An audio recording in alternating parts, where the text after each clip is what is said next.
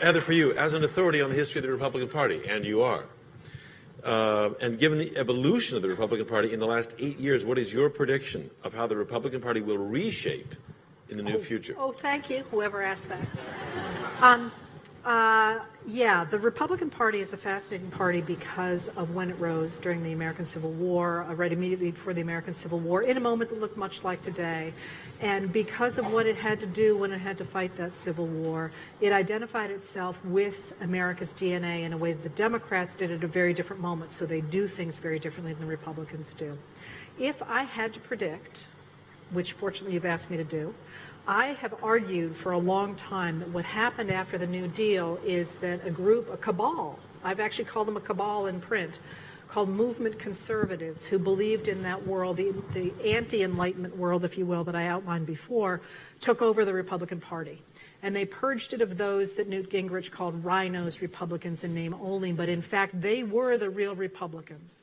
The Eisenhower Republicans, the Nelson Rockefeller Republicans, the people that we know now as moderate Republicans were in fact the Abraham Lincoln Republicans, the Teddy Roosevelt Republicans, the Eisenhower Republicans. And when we have those people in power, the country always does extraordinarily well. So if I had to predict, and I've been watching this really closely, seeing who's out there, who's coming up, and I tell all of my students interested in politics, by the way, to go into the Republican Party if they don't otherwise have an interest, simply because I think that they're the ones who are going to rebuild along the most historical lines right now, and that is the most intellectually interesting to me, regardless of my own personal beliefs.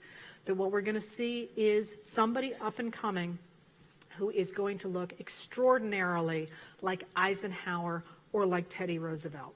And I'm not seeing that person yet, but I could practically write the speech. Well, I couldn't practically. I could write the speeches right now. What would they for that say? person. What would they say? What's the message? How's it different Oh, from? it's a no-brainer. They all use the same message, and in fact, Obama used it frequently as well. I always say he was the fourth great Republican president.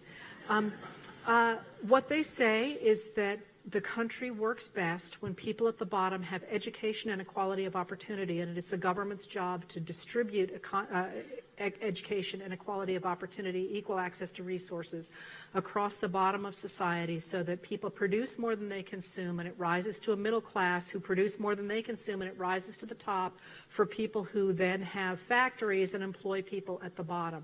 But it is time for somebody to articulate that vision of a social web again. Is that still in the GOP DNA? Are you confident? That sounds so unlike. I think it is in the American DNA.